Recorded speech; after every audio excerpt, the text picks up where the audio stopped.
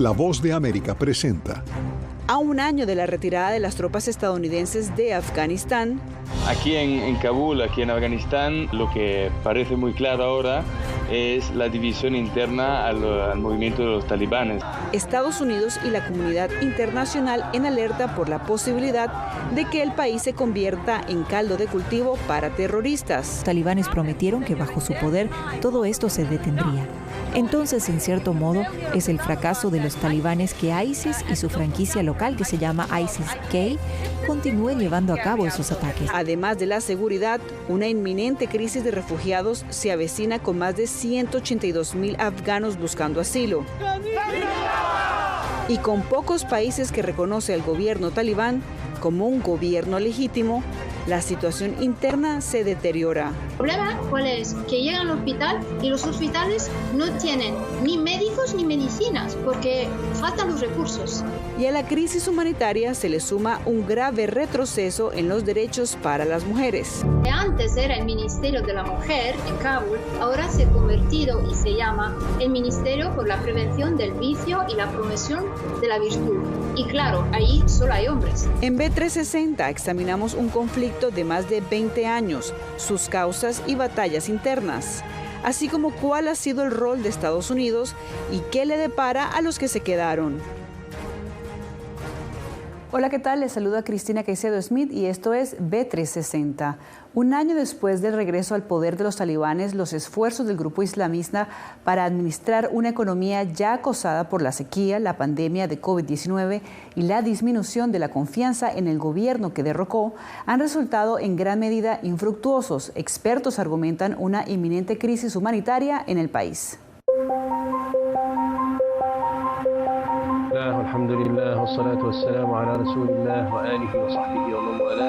31 de julio de 2022.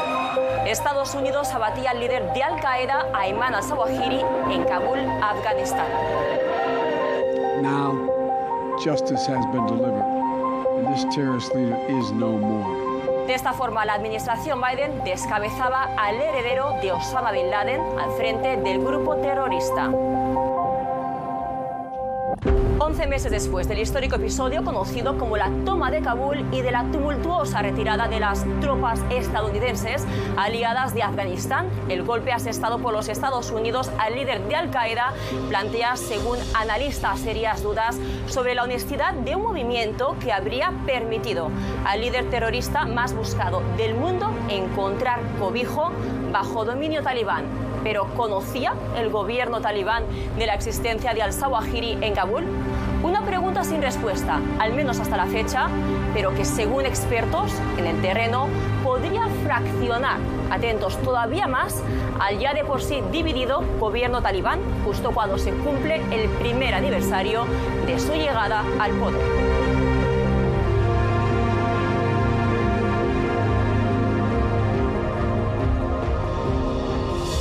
Aquí en Kabul, aquí en Afganistán, lo que parece muy claro ahora es la división interna al movimiento de los talibanes, entre los hardliners, los Haqqanis y los Duraníes, que es la otra facción de Kandahar más progresista. Al-Zawahiri estaba protegido por los Haqqanis y puede ser que en esa lucha interna las facciones más progresistas dieron informaciones o estaban en contra de la posición de los Haqqanis de proteger a una persona como al-Zawahiri y el movimiento Al-Qaeda. Sin embargo, más allá de las fracciones internas, la presencia de al-Zawahiri en Kabul ha vuelto a encender las alarmas en la comunidad internacional en materia de seguridad. Y es que la posibilidad de que bajo el control talibán, Afganistán vuelva a convertirse en un santuario terrorista para grupos de corte yihadista sunita, desde Al-Qaeda al Estado Islámico, tiene a las agencias de inteligencia en alerta. Los talibanes prometieron que bajo su poder todo esto se detendría. Entonces, en cierto modo, es el fracaso de los talibanes que ISIS y su franquicia local, que se llama ISIS-K, continúen llevando a cabo esos ataques. Mientras tanto, 12 meses después de la huida del presidente Ashraf Ghani tras el cerco talibán en Kabul, cerca de 182.000 afganos, según el más reciente recuento de la Agencia para los Refugiados de las Naciones Unidas, habrían buscado asilo en países vecinos, principalmente en Pakistán, donde se calcula que habrían llegado hasta 117.000 afganos hasta la fecha. Cifras que no incluyen a quienes, habiendo trabajado para gobiernos occidentales, fueron evacuados de urgencia por los países de la OTAN, la coalición militar al mando de reforzar la estabilidad y seguridad en Afganistán hasta su retirada el pasado agosto. Con tan solo un puñado de países que reconoce al gobierno talibán y con el peso de las sanciones, los más moderados dentro del movimiento han buscado en el diálogo, en Qatar y en Noruega, una salida a la crisis económica. Negociaciones que no han dado sus frutos hasta el momento. Es más fácil desplazarse y entonces llegar al hospital. El problema, ¿cuál es? Que llegan al hospital y los hospitales no tienen ni médicos ni medicinas porque faltan los recursos. Y a la crisis humanitaria se le suma un ingrediente más, un grave retroceso en los derechos de las mujeres que habían sido conquistados durante las 2 décadas de presencia de las tropas. Que antes era el Ministerio de la Mujer en Kabul, ahora se ha convertido y se llama el Ministerio por la Prevención del Vicio y la Promoción de la Virtud. Y claro, ahí solo hay hombres.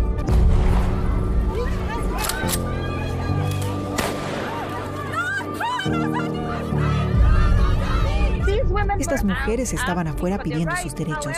Sin embargo, los talibanes reprimieron duramente sus protestas. 12 meses en los que el movimiento talibán ha tenido que lidiar con enfrentamientos sistemáticos en el seno del grupo por su liderazgo, una lucha interna que, por el momento, se decanta a favor de las facciones radicales contrarias a los derechos de las mujeres, el acceso a la educación y las libertades de la población civil.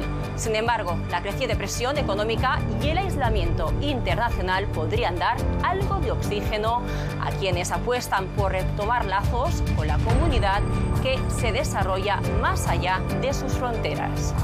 Carolina Valladares, Voz de América, Washington. My fellow Americans. Tiempo de nuestra primera pausa, ya volvemos con mucho más, no se vayan.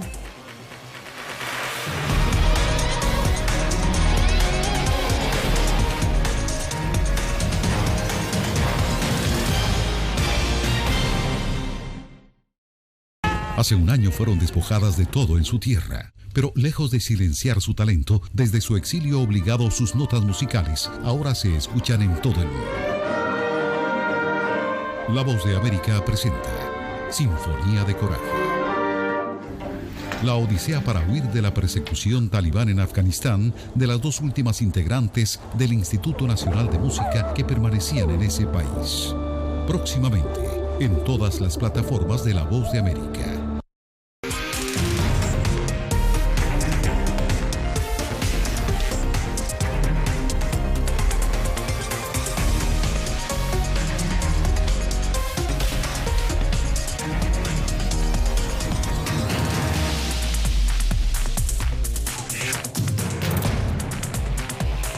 Venezuela 360, cada semana por La Voz de América.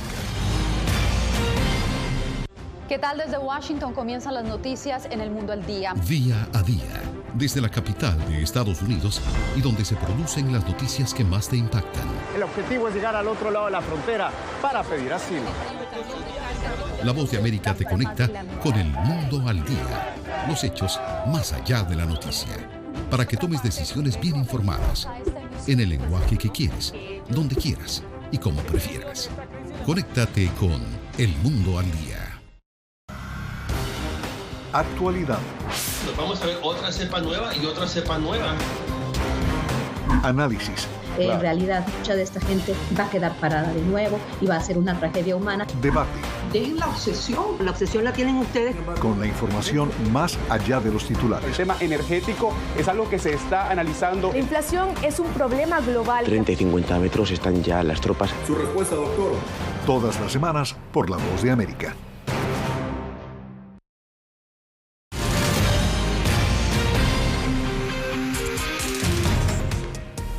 Según la Agencia de Refugiados de las Naciones Unidas, la comunidad afgana es una de las poblaciones de refugiados de mayor tamaño en el mundo.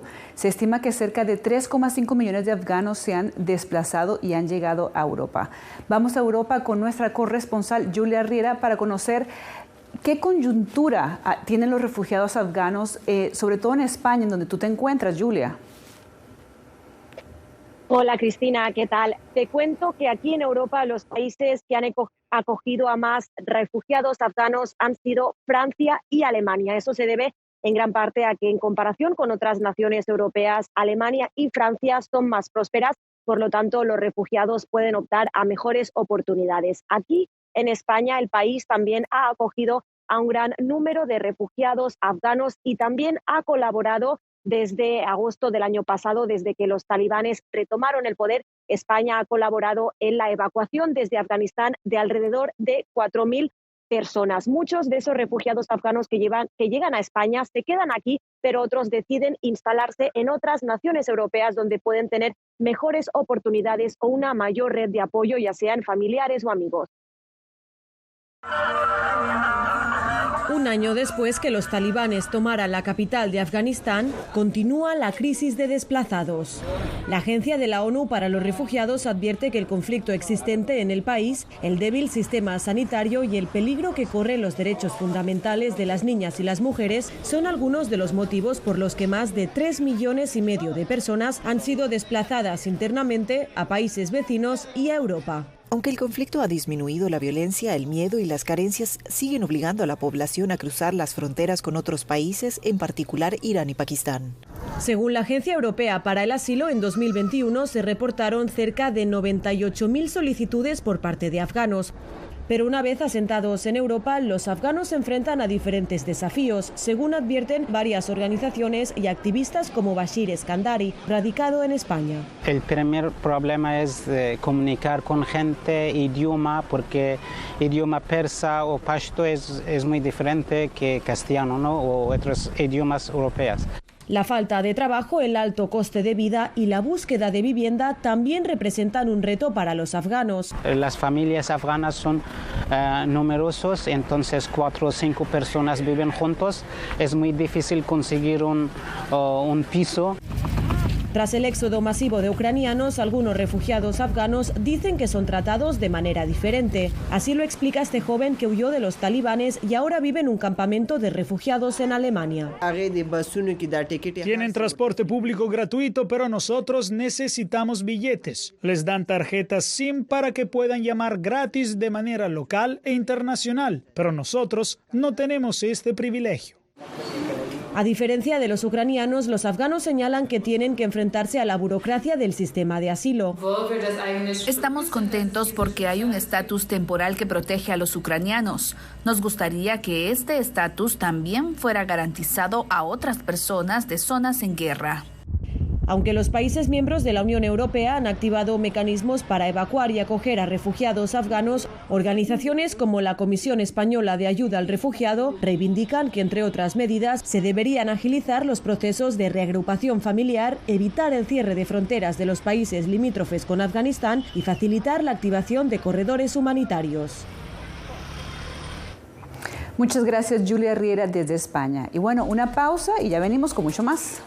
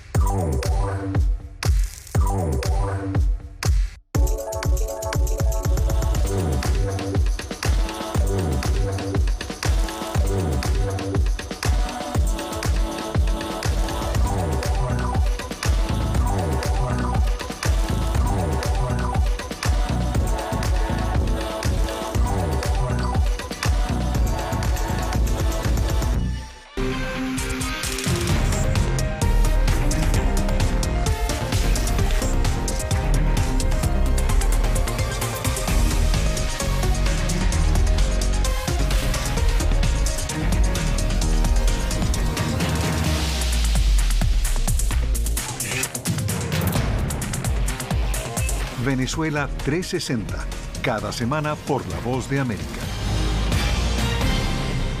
¿Qué tal? Desde Washington comienzan las noticias en El Mundo al Día. Día a día, desde la capital de Estados Unidos y donde se producen las noticias que más te impactan. El objetivo es llegar al otro lado de la frontera para pedir asilo. La Voz de América te conecta con El Mundo al Día. Los hechos más allá de la noticia. Para que tomes decisiones bien informadas. En el lenguaje que quieres, donde quieras y como prefieras. Conéctate con El Mundo al Día. La Voz de América te invita a ser parte de nuestra familia a través de las redes sociales. Encuentra en tu muro las últimas noticias de tu país en su conexión con Estados Unidos, la región y el mundo. Historias que empoderan las voces latinoamericanas de política, economía, salud, actualidad, balanceadas y precisas. Únete a un equipo de origen hispanoamericano que trabaja para conectarte con los tuyos. Síguenos en Facebook y conviértete en protagonista de una historia que tú mismo ayudarás a construir.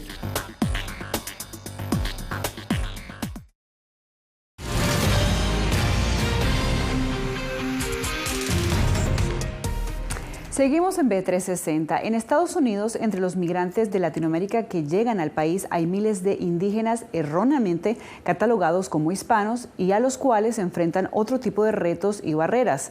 Una organización liderada por mujeres zapotecas se ha convertido en una fuente de ayuda indispensable para aquellos que necesitan ese apoyo.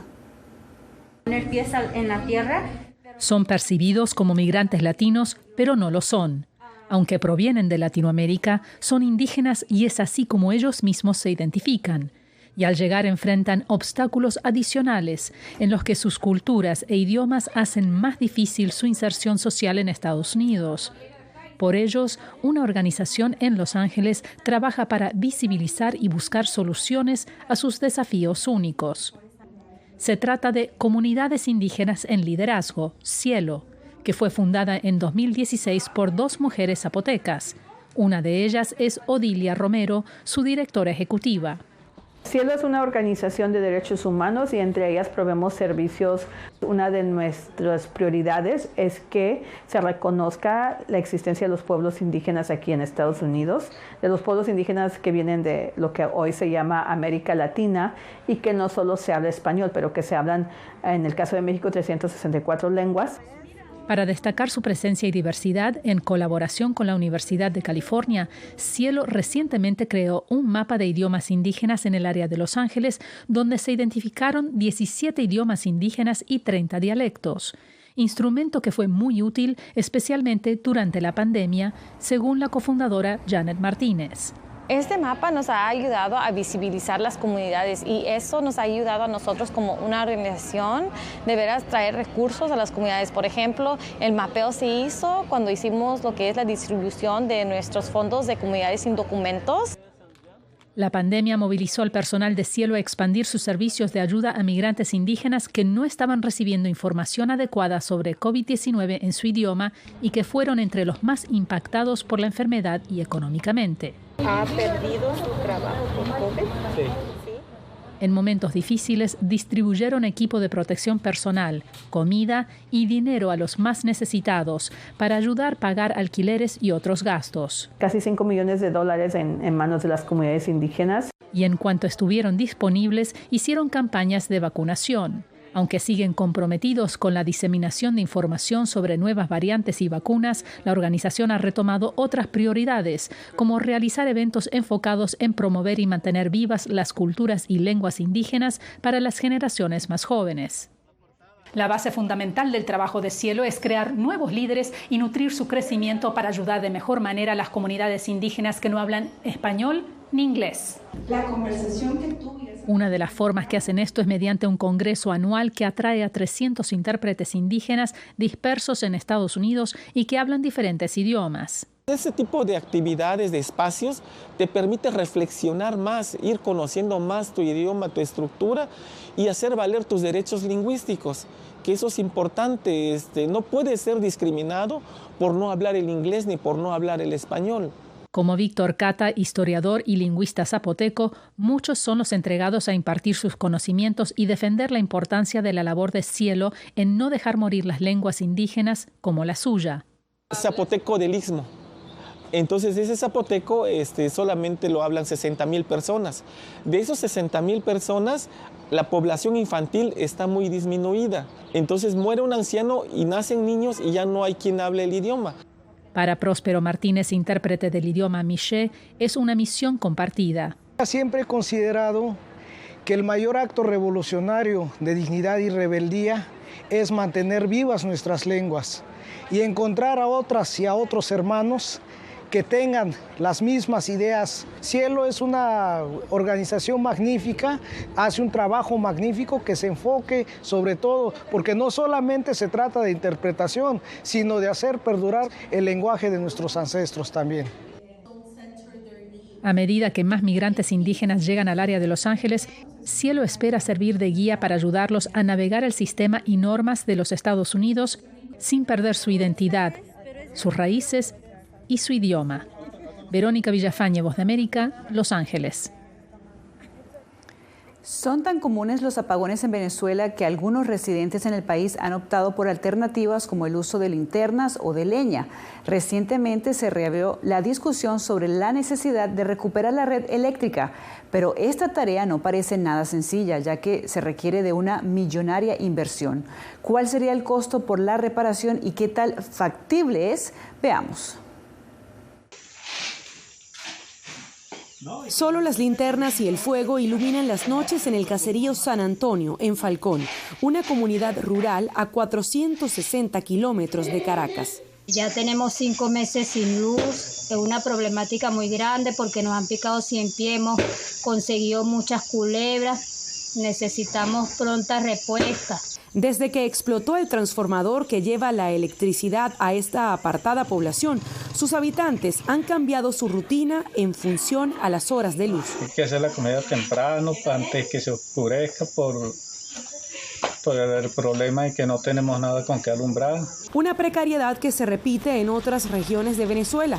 Incluso un 62% de la población valora negativamente el servicio eléctrico, según una encuesta elaborada por el Observatorio Venezolano de los Servicios Públicos en 12 ciudades del país. Sin embargo, corregir estas fallas es posible en opinión de expertos.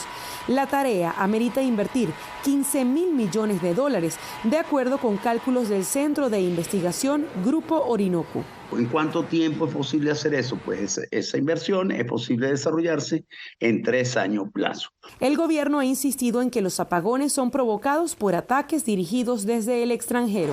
Son grupos de delincuencia organizada que se encargan de traer piezas de robo de perfiles que forman parte de las torres de transmisión. Pero especialistas apuntan que el problema es otro. En resumen, podemos decir que es un sistema que tiene una capacidad de generación como de un número grande, 38.000 megavatios, pero lo importante es que solamente está en producción aproximadamente la tercera parte de la capacidad de generación disponible. Miren, no hay que construir cosas nuevas, es fundamentalmente resolver daños presentes en esa infraestructura. Son tan frecuentes las interrupciones eléctricas en Venezuela que el 53% de las plantas manufactureras han instalado generadores de energía para continuar operando, según una encuesta de la Confederación de Industriales Conindustria.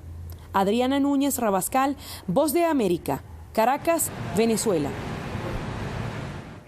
Una nueva pausa y regresamos con más en breve.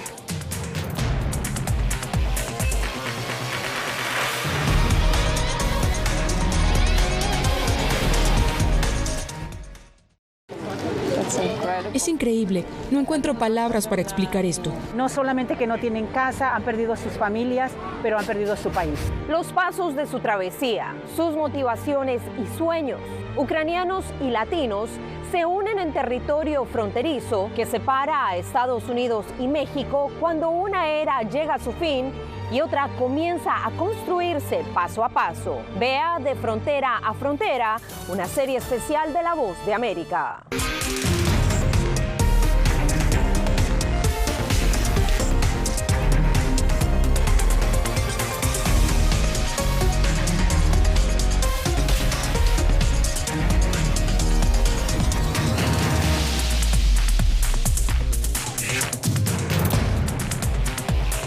Venezuela 360, cada semana por La Voz de América.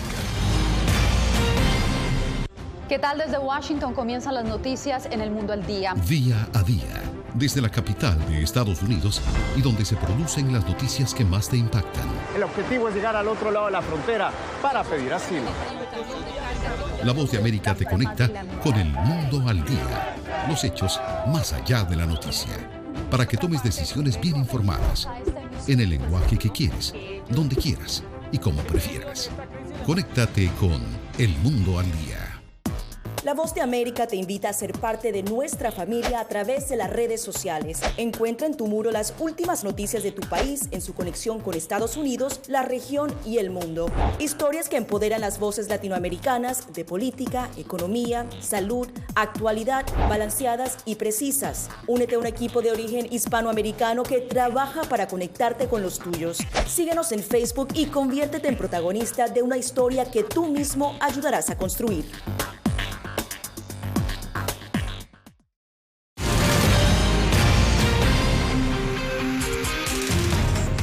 Esto es B360, una iniciativa creada por venezolanos, une al público y artistas que se pueden encontrar en cualquier parte del mundo.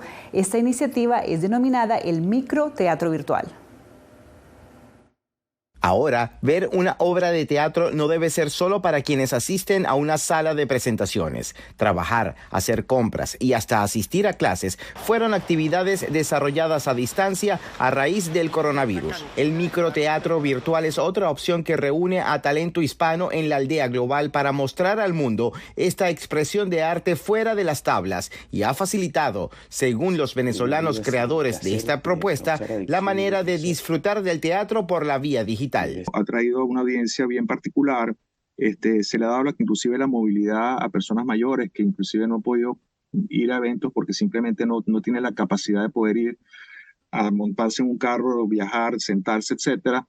Muchas personas la pueden ver desde su casa. Una manera de disfrutar de esta expresión artística que ahora se combina con la modalidad híbrida, es decir, además de virtual, incluye la participación en la sala, tanto de intérpretes como del público, con la transmisión en línea al mismo tiempo. Nosotros hemos tenido obras donde han sido monólogos a una sola cámara, han sido obras donde tenemos 2 personas participando en el elenco y hemos tenido obras donde hemos tenido más de 4 personas participando en el elenco. Ya ha sido un juego de cámaras y de ubicaciones, quizás, digamos, ubicaciones, porque estas cuatro personas que participan como elenco en cada una de estas obras muchas veces se encuentran fuera del mismo sitio, de la misma ciudad, de la misma región. Luis Capriles es productor ejecutivo. Con él conversamos vía digital. Él se encuentra en Caracas y en Miami nos reunimos con José Eduardo Pardo, el director de Microteatro Virtual, que además ha escrito más de 100 obras de presentaciones cortas. Qué bueno, 2 años. Pardo asegura que pocos creían en el proyecto y con el tiempo fueron sumando esfuerzos y así lograr salir de las salas convencionales y llevar el arte a cada hogar. Primero adaptando las obras que ya existían y después empecé a escribir directamente, incluyendo el medio en el contenido. Entonces fue la parte más hermosa porque hoy día también tengo una gran secuela de obras para el online adaptadas tal cual. Poco a poco le han dado forma a opciones adicionales a la presentación de una obra de teatro. Sin la nostalgia de las tablas, estos creadores también ofrecen el camerino virtual. Después de cada obra hay un camerino virtual. La gente dice, uno va al teatro y uno no puede hablar con los actores después. En cambio aquí uno puede hablar, manifestarse, expresarse. La gente empezó a preparar su comidita, sus tragos, se preparaban para la función. Sin embargo, para estos emprendedores todavía quedan desafíos por delante. Luego de llevar al microteatro por la vía digital, aún queda mucho por superar. Las plataformas, la calidad, el ancho de banda, el aceptar más o menos personas para ver las funciones, sí ayuda y va a evolucionar. El problema está en que esta evolución tiene un límite, porque tú no puedes hacer teleteatro y no puedes hacer cine, porque si no ya no eres teatro. Esta modalidad de teatro casi cumple 2 años con funciones de manera continua, con obras como Insomne, La Luna, La Chica del Paraguas Rojo, entre otras. Para este 2023 ya cuentan con ambiciosos proyectos, incluso uno de estos puede estar cerca de llegar a las salas de cine. José Pernalete, Voz de América, Miami.